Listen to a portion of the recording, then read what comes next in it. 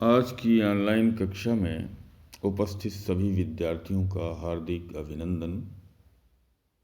मैं डॉक्टर चंद्रलोचन त्रिपाठी, प्राचार्य राजकीय कन्या महाविद्यालय बहरोड।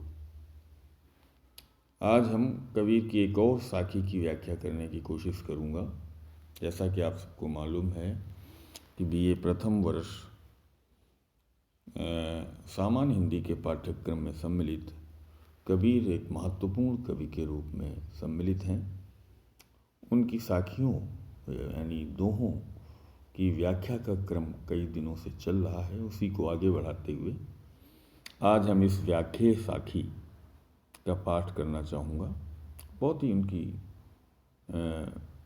विशिष्ट साखी है ये। देखें, यहुतन जालों मस करूं, यहुतन जालों मस करूं, ज्यों धुआं जाई सरग्गी, मतिवे राम दया करें, बरस बुझाए अग्गी। एक बार फिर साखी को देखें। यहुतन जालों मस करूं, ज्यों धुआं जाई सरग्गी, मतिवे राम दया करें, बरस बुझावे अग्गी। इस साखी के पाठ के बाद व्याख्या की पद्धति के अनुसार हम इसके संदर्भ पर विचार करेंगे। हिंदी कविता में या हिंदी में भक्ति का प्रवर्तन करने वाले निर्गुण भक्ति काव्यधारा के प्रतिनिधि कवि अपने निर्भीक व्यक्तित्व मुखर स्वरूप के लिए विख्यात वाणी के डिक्टेटर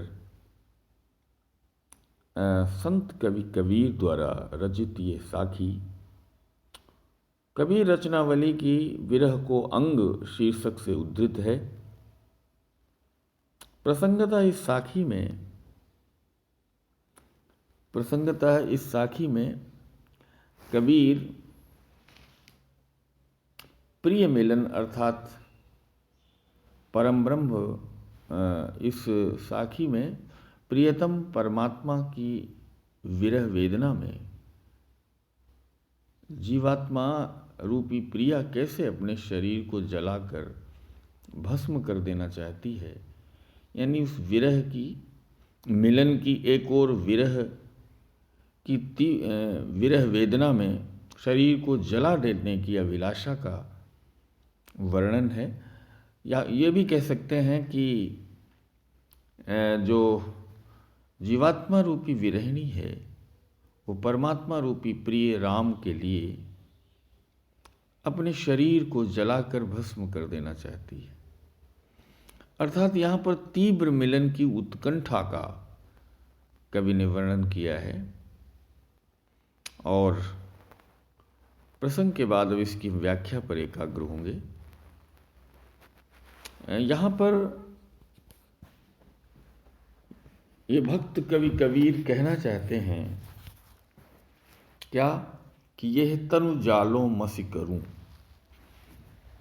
ये यानी यहाँ पर कबीर की आत्मा रूपी विरहिणी अपनी ये इच्छा प्रकट कर रही है क्या कि यह तनु जालों, इस शरीर को मैं जलाकर मसी करूं। मसी कहते हैं भस्म को, जलाकर भस्म करना चाहती हूँ। क्यों? क्योंकि जो धुआं जाई सरग, वो अपनी अभिलाषा को, अपनी उत्कंठा को व्यक्त करती हुई कह रही है कि जब मैं अपने शरीर को जलाकर भस्म कर दूंगी तो जलाने की जो राख का जो धुआं होगा, यानी उसके प्रज्वलन से, जीवात्मा रूप उसके प्रज्वलन से जो निःसृत धुआं होगा वो स्वर्ग में चला जाएगा, स्वर्ग तक चला जाए। ये अभिलाषा व्यक्त कर रही है कि अपने शरीर, आत्मा रूपी विरहिणी की इच्छा कि अपने शरीर को जलाकर मसी बना दूं और उसके प्रज्वलन से निःसृत जो धूम है वो स्वर्ग तक चला जाए। सरग की माने स्वर्ग। क्यों चला? और ये अभिलाषा इसलिए व्यक्त कर रही है कि उसे विश्वास है कि इस धुएं को देखकर मतिवे राम दया करें। कदाचित मेरे प्रियतम परम ब्रह्म राम अपनी इस प्रिया पर दया कर दें और बरस बुझावे अग्नि, और उस कृपा स्वरूप कृपा करके दया करके अपने प्रेम की वर्षा से उसके इस विरह की आत्मा रूपी विरहिणी की इस ज्वलनशीलता को शमित कर दें। बरस बुझावे अग्नि, जो बरस यानी बुझावे, अपनी प्रेम वर्षा करके उस विरह की आग को वो शमित कर देंगे, बुझा देंगे। कवि ने बहुत ही भावपूर्ण रूप में विरह का यहाँ पर निरूपण किया है। इस साखी में कबीर ने आत्मा की तीव्र मिलन को, आत्मा की तीव्र मिलन की उत्कंठा तथा शारीरिक उत्सर्ग की अभिव्यंजना की है। आलोचनात्मक टिप्पणी के रूप में ये भी हम कह सकते हैं कि पूर्व साखी में, यहाँ पर इस साखी में रूपकातिशयोक्ति अलंकार की बहुत ही सुंदर नियोजना की है। अगर हम साम्य देखें तो सूफी काव्यधारा के प्रतिनिधि कवि जायसी ने भी अपने विरह भाव को नागमती वियोग वर्णन में जो उन्होंने मार्मिक विरह वर्णन किया है नागमती के, कबीर ने भी इस रूपक में उसी मार्मिकता को एक तरीके से उपस्थापित किया है। अगर देखा जाए तो जायसी का एक दोहा है पद्मावत का, पीव से कहू संदेशड़ा हे भंवरा हे काग, शोधन बिरहे जरि मुई सोई न धुआं हम लाग। ये भाव साम्य के स्तर पर इस दोहे को देख सकते हैं।